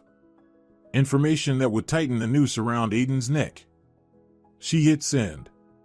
The very next day, Ryan called her. His voice carried a note of surprise. Nicole, something strange is happening. Did you do anything? What happened? She asked, her tone innocent. My people have been tailing Aiden. Today he met with Goldman. The meeting was rough, shouting, threats. Goldman is pressing hard, demanding payment immediately. Looks like someone tipped him off that Aiden is about to have cash from a property sale. Now Goldman's turning the screws. Your husband's panicking. He's put the apartment on the market for a quick sale, slashing the price. He'll hand it over to the first buyer who shows up with cash. Nicole listened, cold satisfaction spreading through her chest. Her plan had worked. She'd pulled one thread, and the whole web was unraveling. He's cornered, Nicole, Ryan went on. That means he'll get sloppy, reckless. That works in our favor, but it's dangerous too. Be careful. I'm always careful, she said, and ended the call. She went to the window. Outside, life moved on with cars, people, noise. But up here, in her quiet apartment, she was fighting her war. And she had just won the first battle. She had forced her enemy into panic. And a panicked enemy is a weak one. Aiden's panic was predictable. He was a gambler, and gamblers always believe in luck, and the last chance, and some miracle escape. They don't know how to build long-term strategies. So when Nicole cut off his money and Goldman pushed him to the wall, he did the only thing he knew. He went all in. Through Ryan, Nicole tracked every move. Aiden plastered ads for the apartment everywhere he could. The price was far below market value, a beacon for speculators and bargain hunters. He was desperate. Every day lost meant his debt to Goldman grew heavier. Aiden and Nora clearly thought Nicole was out of the game. That she was holed up in her luxury apartment, licking her wounds, too broken and humiliated to strike back. They thought the changed locks and blocked calls were just the tantrum of a scorned wife. They had no idea they were up against not a hysterical woman but a strategist, methodical, patient, gathering her army while they scrambled to sell their last fortress. Nicole worked. With Sharif, she drafted lawsuits. With Ryan, she gathered evidence. Every day her inbox filled with new files. Phone records of calls between Aiden and Nora over the past 3 years, hundreds, including during his supposed trips to see his sick mother. Bank statements showing how the money Nicole had sent for treatment went straight into online casinos. Photos Ryan's people had taken, Aiden and Nora walking in the park with the child, like a normal family. Dining in expensive restaurants. Shopping for a new bed together. She saved everything in a folder on her computer.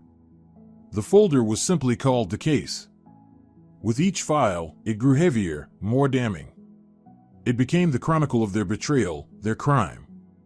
Nicole wasn't waiting for their mistakes anymore. She was staging the theater for their public execution. The buyer for the apartment appeared surprisingly fast. Ryan sent her the name, and Nicole's blood ran cold. Jack Hayes. She knew that name since childhood. Hayes had been her father's fiercest rival. They had once shared business in the 90s, which ended in scandal and bitter enmity. Hayes had always envied her family's success and reputation. He was the kind of man who savored the downfall of others, and now he was buying the Coleman apartment. For Hayes, this wasn't just a bargain. It was the jackpot. He was getting property dirt cheap and, even sweeter, the chance to humiliate the Conroy family. Nicole could already imagine him boasting to their old acquaintances, "Did you hear? The son-in-law of Nicole Conroy had to sell his dead mother's flat for pennies just to cover his debts." "This is bad," Sharif said over the phone. "Hayes is vindictive. He'll push to close the deal fast, so he can spread the news. We don't have much time." "No," Nicole said, surprised by the calm in her own voice. "This is good. This is perfect. Let him buy it. Let the deal go through. The louder the scandal, the harsher the fall. I want an audience at their execution." Sharif went silent. She could almost hear him thinking she was starting to scare him. Aiden and Nora, though, saw Hayes as a stroke of luck. They were almost there. Just a little longer, and they'd have the cash, pay off Goldman, and still have enough left to start fresh. Their arrogance grew by the day. They already felt like victors. Nicole knew she had to strike before the money from the sale landed in their hands. But simply blocking the deal with a court order would be too easy. That would reduce it to a financial quarrel. And she didn't want a quarrel. She wanted a tribunal. She spent whole days running scenarios in her head. How? Where? When? It had to be a place where everyone would gather. Everyone whose opinion mattered to them, family, friends, relatives. It had to be an event they couldn't run from. A call from Ryan interrupted her thoughts. He was calling late, at an odd hour. "Nicole, there's something new," his voice sounded strange. "I'm not sure how to tell you this." "Say it as it is, Ryan. Nothing can surprise me anymore. My guy tailing Nora saw her leaving a clinic today. He got good shots, long lens. She was holding a maternity card. And under her loose clothes the bump is already showing." Nicole was silent. "Nicole, are you there?" "I hear you," her voice came out hollow. "How far along?" "Best guess, 16 to 18 weeks. Early second trimester." She slowly set the phone down. Nora was pregnant. Again. They weren't just living off her. They were building a future. A big, happy family. One child, then another. Multiplying, feeding their prosperity on her money, her work, her life. Nicole walked to the mirror. She stared at her reflection, a tired 38-year-old woman who had spent her entire life on her career, on building the perfect home, on supporting a husband who was nothing but dead weight. She had no children. She and Aiden had always postponed the question. First her career. Then the apartment. Then helping his mother. There was always a reason why it wasn't time yet. Now she knew the truth. The time was there. It just wasn't meant for her. She expected to feel pain, humiliation, despair. But there was none of that. The news of Nora's second pregnancy didn't break her. It wasn't the last straw. It was the detonator. The cold, calculated rage that had been simmering inside her flared into a blinding, white fire. A fire that burned everything in its path. At that moment the plan for their execution crystallized in her mind. Perfect in its cruelty. She knew exactly how, where, and when it would happen. And she knew that after it, there would be nothing left of them, not even ashes.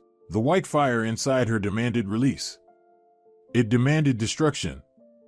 And Nicole knew precisely how to direct it. She wasn't going to defend anymore or just gather evidence. She was going on the offensive. She would create the battlefield herself. The apartment sale was set for the end of the following week. Aiden and Nora were in a rush. They needed the cash fast to pay off Goldman and secure their shiny future with 2 children. Their plan was obvious: get the money and disappear. But before that, they wanted one last act. A grand finale to seal their legend. They needed a public appearance. They needed everyone, family, relatives, friends, to see them as heroes. Aiden, the devoted son who had sacrificed everything for his mother. Nora, the faithful partner who stood by him through hardship. And of course, the cherry on top, the joyous announcement of her second pregnancy, proof of their growing, blessed family. It would be their triumph. They didn't just want to walk away with the money. They wanted to walk away crowned as victors, leaving Nicole looking like a fool. Nicole heard of their plan from her cousin Kate. Kate's voice was full of sympathy, tinged with confusion. "Nicole, hi. Listen," Nora called. She was odd.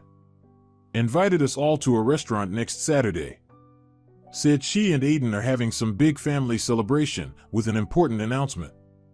She mentioned they finally sold Charlotte's apartment to buy a new place and that you were fully supporting them. Is that true?" Nicole listened as the puzzle came together in her head. A restaurant. A public event. Perfect. They were setting up their own gallows. "Yes, Kate, it's true," Nicole answered, her voice trembling with carefully rehearsed tears. We've been through so much. I'm glad things are finally working out for them."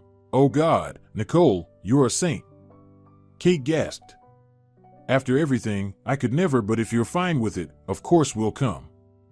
When she hung up, Nicole sat motionless for several minutes. So that's what it was. They weren't just lying. They were already shaping a new reality where Nicole wasn't the victim, but the gracious benefactor, supporting and even financing their happiness. The audacity of it was staggering. And Nicole decided to strike first. She knew her plan had one weak point: her parents. They lived in another city. They adored both daughters, though they'd always pitted Nora a bit more, the baby of the family. They had no idea of even a fraction of what had really happened. Nora was surely feeding them some sugar-coated version of events. Nicole needed their support. She had to lure them into town for the celebration. She dialed her mother's number, preparing to play the hardest role of her life, the role of a broken, yet forgiving older sister. "Hi, Mom," she began, her voice trembling, and this time, the tremor was real. "Nicole, what's wrong? You sound..." "Mom, I can't go on like this," Nicole let herself sob softly. "Nora and I have drifted so far apart. Things with Aiden are complicated. I know I've made mistakes. I was too harsh, too focused on work. I want to fix it. I want us to be a family again." Her mother went silent. Then spoke, emotional and relieved. "Oh, Nicole, I'm so glad to hear this. I've worried so much. Nora told me you hardly speak anymore." "I know. And I want to change that," Nicole said firmly. "Mom, I heard they're gathering everyone in a restaurant to make some announcement. But I don't want it to be like that, in some cold, public place. That's not right. I want the celebration to be at my home, in our family nest, as a symbol of reconciliation." She paused, giving her mother time to absorb the magnitude of her generosity. "I want to organize everything myself. Set the table. Invite every single relative. And of course, you and Dad. I want Nora and Aiden to be the guests of honor in my home. I want everyone to see that I've forgiven them and wish them happiness. Mom, please, talk to her. Convince her. Tell her I regret everything. Tell her I love her very much. She won't listen to me, but she'll listen to you." It was a brilliant move.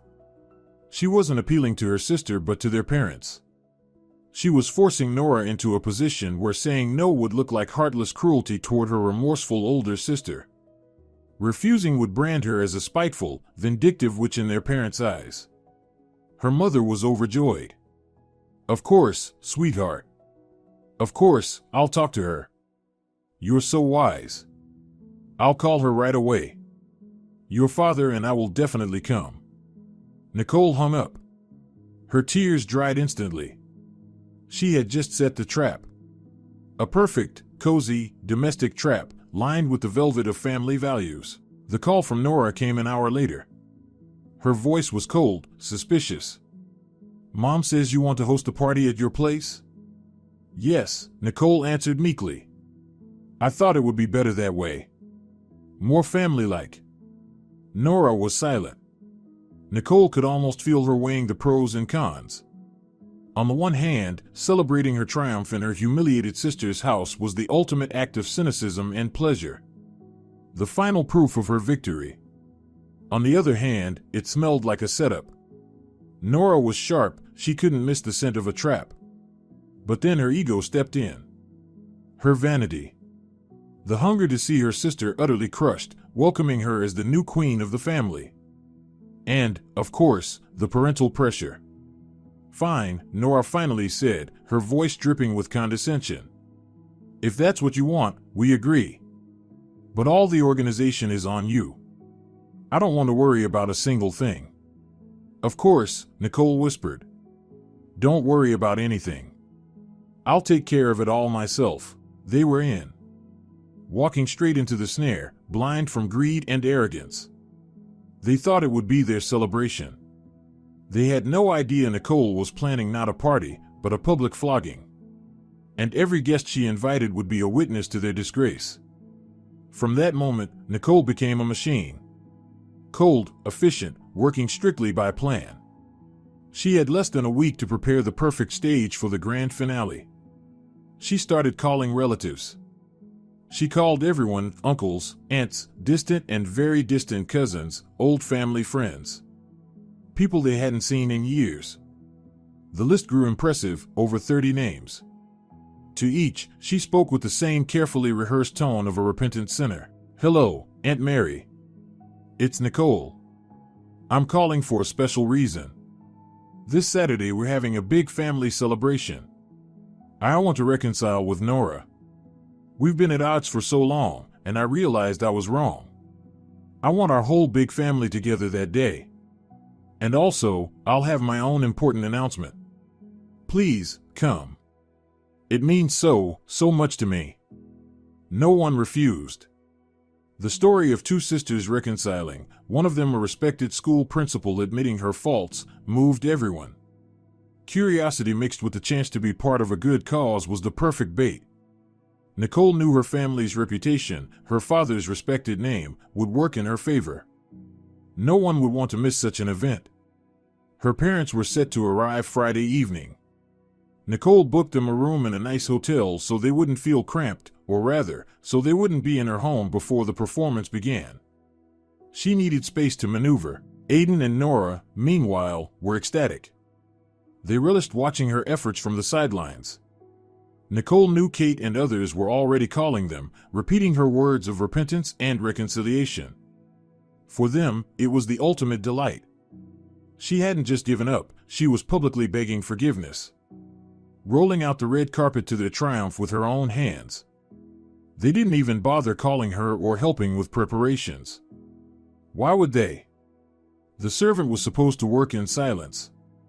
Nora sent her only one short message, "Don't forget, I don't eat fish or seafood." And Liam only eats chicken nuggets. Homemade, not store-bought. It wasn't even a request. It was an order. A show of power. Nicole replied, "Of course, sis. Everything will be just the way you like it." She ordered catering from a high-end restaurant, finest appetizers, entrees, desserts. She hired servers. She wasn't going to stand at a stove. She had to be the director, not the cook. She planned everything down to the smallest detail. The table arrangement in her spacious living room, designed so everyone would see the improvised stage by the big TV on the wall. The music, soft, neutral, background. The lighting, warm, relaxing. It all had to look like the perfect family gathering. Cozy, warm, safe. 2 days before the event, she met with Sharif. She laid out her plan. For the first time, something like admiration flickered across his impenetrable face. "Nicole," he said slowly when she finished, "you've got the mind of a strategist. This is brutal. And brilliant. I'll handle the legal side. Saturday I'll be nearby, at the cafe across the street from your place. The moment you give me the signal, I'll come up with the documents." "There's one more thing," Nicole said. "I need someone to film the whole thing. Start to finish. But it has to look natural, not like a sting operation." Sharif smirked. "That's the easiest part. I know just the guy. Professional videographer. Does weddings, birthdays. We'll tell the guests you hired him to capture this touching family reunion. Nobody will suspect a thing. He'll set up a few hidden cameras and work the main one without raising eyebrows." "Perfect," Nicole nodded. "And one more thing. Tell Ryan I'll need his help Saturday. Not as a detective. As part of the crowd." She had reserved a waiter's uniform for him. He was to be her eyes and ears in the room, staying invisible. His job wasn't just to observe, but to carry a small camera hidden on his lapel, just in case. The final preparations were done. The trap was set. Every actor was in place. Now all that was left was to wait for the main stars. On Friday evening, the night before the gathering, her parents arrived. Nicole met them at the station. Her mother threw her arms around her, crying with joy.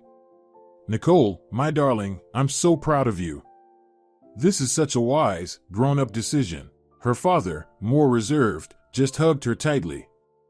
"I'm glad you and your sister finally found some common ground," he said. "Family is what matters most." Nicole felt like the worst kind of traitor. She hugged them, looked into their happy, unsuspecting eyes, and knew what kind of pain she was going to cause them tomorrow. But there was no way back.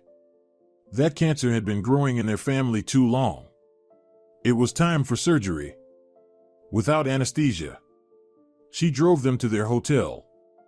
Sat with them in the lounge for a while, drinking tea. Her mother kept chirping on about how happy Nora and Aiden would be once they had their second baby. Nicole listened and felt herself freezing inside. "Yes, Mom," she said as she stood up. "By the way, about that. Nora told me I've been helping them all along. That I practically gave them money for their new house. As a gift. Is that how it looks from the outside?" Her mother threw up her hands. "Well, of course, sweetheart. That's exactly what Nora told us. That you were unbelievably generous. That you were the one who offered to help them with the sale of Aiden's mother's apartment so they could improve their living situation. Your father and I were so proud of you. Not every sister would do that." Nicole smiled. The coldest, deadliest smile she had in her arsenal. "I see," she said. "Well, you'd better rest. Tomorrow's going to be a long day." She left the hotel and got into her car. The trap had snapped shut. They hadn't just lied to her, they had already rewritten the story. They had turned her into an accomplice in their crime in her own parents' eyes. She placed her hands on the wheel. The white fire inside her roared. Tomorrow. It all ends tomorrow. The night before the execution, Nicole slept surprisingly well. As if her body, her mind, her entire being was storing up strength for the final strike. She woke with a clear head and a cold heart. Today, the day began in a flurry.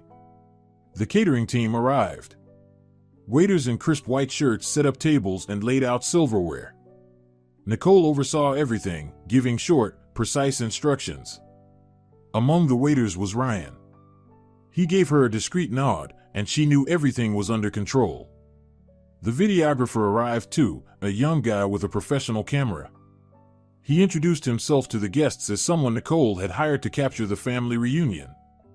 No one suspected a thing. By 6 in the evening, the apartment was filling with people. Relatives, family, friends. Laughter, hugs, chatter. Everyone was in high spirits, anticipating the big announcement.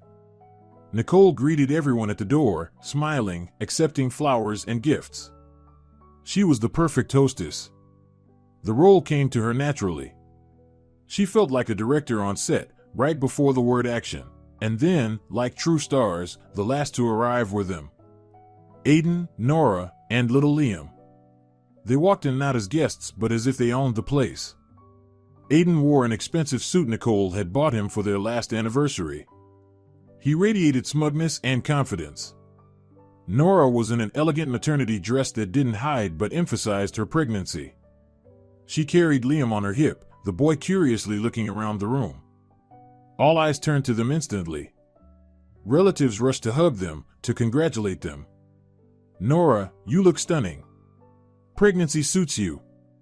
Aiden, congrats on selling the apartment. Smart move, upgrading your place. They basked in it. This was their moment of glory. Nora smiled sweetly as she accepted compliments. Aiden puffed up, patting uncles on the shoulder, doling out tips about real estate investments. Nicole stood off to the side, watching. A faint, calm smile on her lips. She caught the quick, triumphant glances Nora threw her way. She saw Aiden smirk almost imperceptibly as he passed her.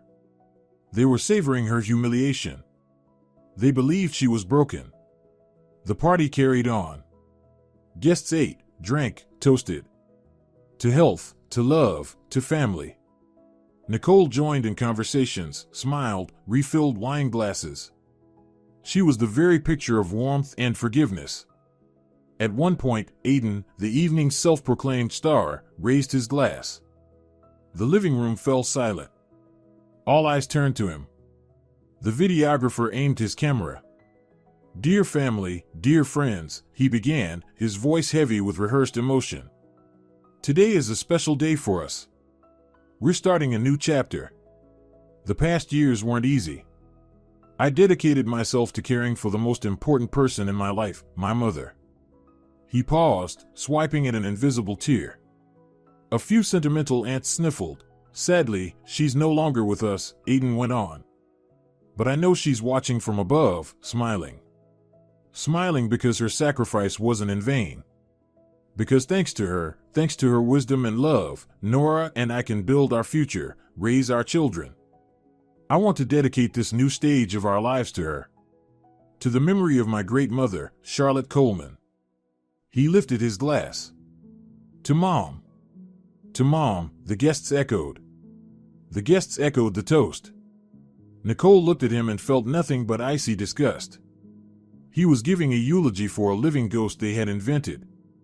He had turned his dead mother's memory into a farce, a sentimental performance for a gullible audience. She raised her glass too. Took a sip. The wine tasted bitter, like poison. After his speech, her parents came over. They pulled her aside into the kitchen. Her mother hugged her, tears shining in her eyes. "Nicole, sweetheart, I'm looking at you and my heart just bursts with joy," she whispered. "You're so strong, so generous." Aiden's speech was beautiful, and Nora just glows with happiness.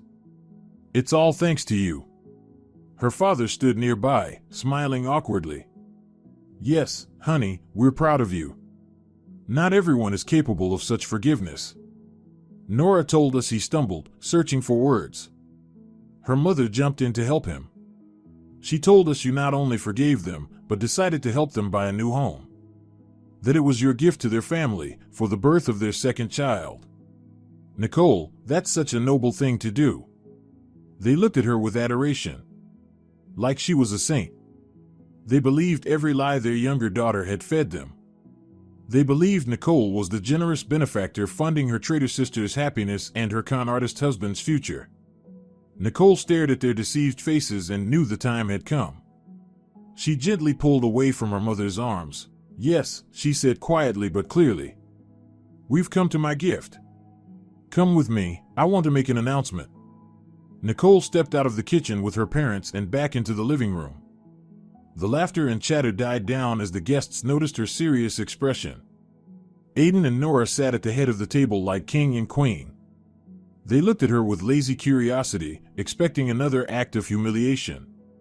No doubt they thought she was about to give a tearful speech about forgiveness and hand them a fat check. Nicole picked up a knife from the table and tapped it gently against her glass. The sound rang clear, sharp, slicing through the noise. The room fell silent. 30 pairs of eyes fixed on her. The videographer quietly shifted position to get her face in frame. "May I have your attention, please?" she said. Her voice was calm, but it carried like she had a microphone. "I also have an announcement. And a gift." She smiled. The smile never reached her eyes. Aiden gave a beautiful speech. He spoke about honoring the memory of his loved ones, about his mother. "I think that's a wonderful idea. So wonderful, in fact, that I'd also like to share a memory of Charlotte." She paused, sweeping her gaze across the unsuspecting faces. Her eyes lingered on Aiden. His face showed impatient anticipation. He thought she was about to praise him. Nicole pressed a small remote hidden in her hand. The big flat-screen TV on the wall, which had been looping a slideshow of neutral landscapes, went dark for a second, then lit up again. But it wasn't a family photo this time. Filling the entire screen was a crystal-clear image of an official document. Government seal. Watermarks. And across the top, in bold, ominous letters, "Death certificate." The room froze. Laughter, conversations, the clink of glasses, all of it stopped in an instant. The silence was so heavy you could hear the hum of the refrigerator in the kitchen. The guests squinted at the screen, trying to process what they were seeing. One of the older relatives fumbled in his pocket for glasses. The name was plain as day, Charlotte Coleman. Date of death, 37 months ago. Cause of death, double pneumonia. Nicole stood there, silently watching the impact hit. She saw the faces stretch in disbelief, then slowly twist into horror. She saw her mother clutch her chest, her father grip the back of a chair, his face going pale as chalk. But most of all, she watched them. Aiden and Nora. She saw the smug grin slide right off Aiden's face. His eyes went wide with shock, darting from the screen to Nicole and back again. His mouth opened but no words came out. He was petrified. Nora reacted differently. She didn't go pale, she flushed crimson. Angry blotches spread across her neck and cheeks. Her fingers dug into the tablecloth, her lips pressed into a thin, bitter line. There was no fear in her eyes. Just pure, concentrated hatred. She understood everything in a split second. And she knew she had lost. As you can see, Nicole continued in that same calm, deadly voice, Charlotte died 3 years ago. There was no nursing home in Florida. No miraculous return. Just death. And a funeral her loving son didn't invite a single one of you to. She pressed the remote again. The screen changed. Now it was photographs, the very ones from Ryan's report. Aiden and Nora standing by the coffin. Just the two of them. In an empty funeral hall. A murmur swept through the room. Low at first, then louder. Guests whispering, turning to each other, shaking their heads in disbelief. But how? He said she wrote letters. What is this? Nicole gave them a few seconds to process the shock. Then she delivered the next blow. But that wasn't the only event our dear Aiden and Nora chose to keep from the family, she said, her voice ringing with steel. There was another. A much happier one. And it happened almost immediately after Charlotte's death. She pressed the button again. The funeral photos disappeared. Replaced by another document. A birth certificate. Blown up across the screen. The name was clear enough for everyone in the room to see. Liam Coleman. Date of birth, 2 years and 3 months ago. Mother, Nora Conroy. Father, Aiden Coleman. If there had been murmurs before, now there was nothing but dead silence. A silence so heavy it felt like the air itself had stopped moving.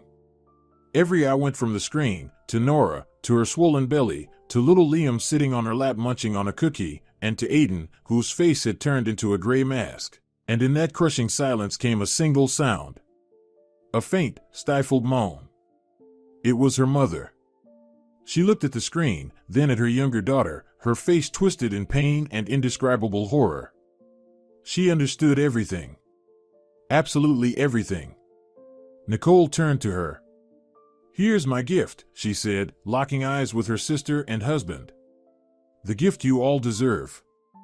The truth." The silence exploded. All at once. Not a scream, but a chaotic roar of dozens of voices colliding into one: horror, outrage, disgust. Guests leapt to their feet. Some pointed at the screen, others at the frozen figures of Aiden and Nora. Nicole didn't let them recover. She didn't let the chaos swallow her triumph. She lifted her hand again, calling for quiet. And strangely enough, they obeyed. The noise fell away, leaving a taut, ringing expectation. "You think that's all?" she asked, her voice slicing through the air like a scalpel. "Oh no. This is just the beginning." And she began her story. Calm, methodical, missing no detail. Not a furious wife, but a prosecutor reading out charges. "For 3 years," she began, "I paid for treatment that didn't exist, and a nursing home that didn't exist. Every month I wired large sums of money, thinking they were for medicine and care for a sick mother-in-law. And where did that money really go?" The screen changed again. A bank statement. Beside it, an online casino account report. The numbers matched down to the cent. "Within hours, the money I sent ended up in Aiden's gambling account," Nicole said flatly. "It paid for his addictions. For his debts. For their beautiful life. Restaurants, new furniture for his dead mother's apartment, clothes for his mistress and their child." She clicked again. Photos from Ryan's report filled the screen. There they were in a restaurant.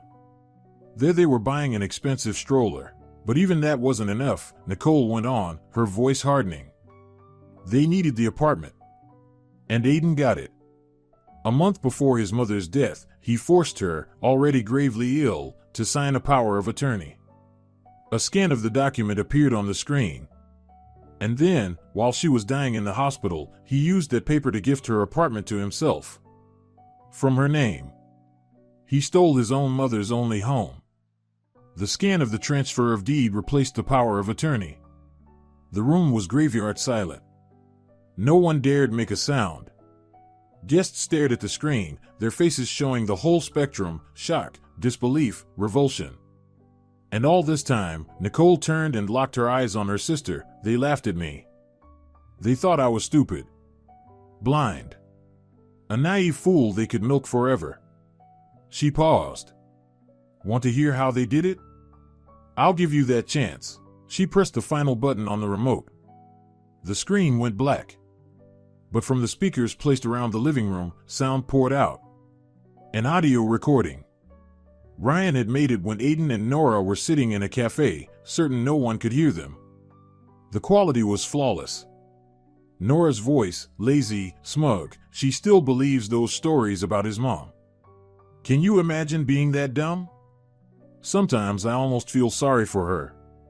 But then I look at Liam, at this apartment, and I think, no, not sorry at all. Every idiot pays for their stupidity. Aiden's voice, laughing, the main thing is keeping her on the hook until we sell the place. Once we've got the cash, we'll pay Goldman and cut her loose. I'll say I fell in love with someone else. She'll cry, get over it. Where can she go? And we'll take off with the kids to the beach. Nora again, just imagine it, Aiden. Us, the ocean, no Conroy's lecturing us, no perfect big sister. Just our family. We won, baby. We took everything from her. The recording ended. And that's when the dam burst. Her father was the first to rise. His face, usually calm and dignified, was flushed crimson, twisted with rage. He didn't look at Aiden. He looked at his younger daughter. He stepped toward her. She instinctively shrank back into her chair. You, he rasped, his voice trembling, his fingers shaking as he pointed at her. You are no daughter of mine. Do you hear me? I have no daughter named Nora. You're a monster. A curse on this family. Don't you ever set foot in our home again. You are not my daughter. It was terrifying. A public, absolute, irreversible renunciation. Her mother sobbed, hiding her face in her hands. At that very moment, the doorbell rang. Insistent. Demanding. Ryan, who had been standing by the wall, went to open it. On the doorstep stood Noah Goldman. And with him, two shaved-headed enforcers. He didn't step inside. He just looked at Aiden with an icy stare that promised nothing good. "Coleman," he hissed. "My money. Now."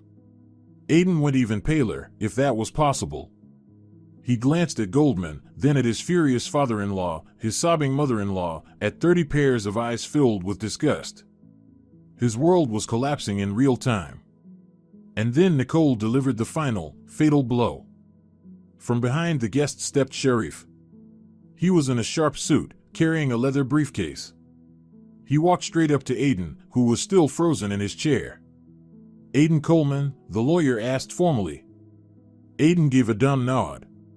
"I am Attorney Sharif, representing the interests of Nicole Conroy. I hereby notify you of the filing for divorce." He placed a thick stack of papers in front of Aiden. "And also," he continued, pulling out a second set, "the initiation of a criminal case against you and Ms. Nora Conroy on charges of large-scale fraud committed by a group through prior collusion. Here's a copy of the complaint. All the evidence you've seen and heard tonight has already been submitted to the case." That was it. The finale. Public disgrace. Financial ruin. A criminal case. Family rejection. They had nothing left. Absolutely nothing. Aiden stared at the papers, at Goldman in the doorway, at Nicole. His eyes were empty. Nora silently wept, smearing her expensive makeup across her face. Nicole waited until everyone in the room understood the finality of what had happened. Then she stepped up to them. She looked at the man who had been her husband, at the woman who had been her sister, and she spoke two words. Calm. Commanding. Final. "Get out." They rose. Like robots. Aiden picked up a wailing Liam, and Nora staggered after him. They walked through the crowd of guests, who parted as if before lepers. No one spoke to them. No one offered a shred of sympathy. When the door shut behind them, Nicole went to the window. She watched them step out of the building. Two pitiful, broken figures. Goldman and his men approached immediately. A few words were exchanged. Then one of the thugs simply took Aiden's car keys from him. Payment toward the debt. They were left standing outside. In the middle of the night. With no money, no car, no family, no future. Nicole looked down at them from above. She felt no gloating, no hatred. Nothing. Just emptiness. She turned away from the window. The guests, shaken and uncomfortable, began slipping out without a word of goodbye. Her parents, shattered, sat motionless on the couch. Nicole walked past them to the balcony. She opened the door. Fresh, cool night air rushed inside. She drew in a deep breath. Her lungs filled completely. For the first time in years. She was free. And that's how this story ended. A story of terrible betrayal and of cold, calculated revenge. But let's pause for a moment and think together. Was Nicole right? Was her payback too cruel? On one hand, what else could she do? Her husband and her own sister betrayed her. They didn't just lie. They built a cynical, years-long scheme on her trust, her money, and worst of all, on the memory of a dead woman. They turned her into a walking ATM, laughing behind her back. How could anyone forgive that? Wasn't her response completely proportional to their treachery? She didn't just take revenge. She restored justice, proving that such crimes always carry a price. But on the other hand, a public execution in front of the entire family, in front of her parents, for whom that night may have been the worst of their lives. Children, one small, another unborn, who were innocent but whose lives would now forever be poisoned by their parents' shame. Did Nicole cross the line, where righteous retribution becomes merciless destruction? Could she have handled it differently? simply filed for divorce, pressed charges, without staging this devastating public spectacle? Where is that line? What would you have done in her place? Could you find the strength to forgive? Or would you go all the way, burning every bridge, leaving nothing standing of the traitors' former lives? That's what I want to hear from you in the comments. Your thoughts on Nicole's choice mean a lot to me. If this story struck a chord with you, if, like me, you followed the heroine's journey to the very end, please hit the like button. That's the best sign that our work matters. And of course, subscribe to our channel so you don't miss more of our gripping, complex true life stories. All the best to you. At the end of this video, a window will appear in the middle of your screen. Please click on it. You'll find more of our most powerful stories there. Take care of yourself and of the people you trust. See you next time.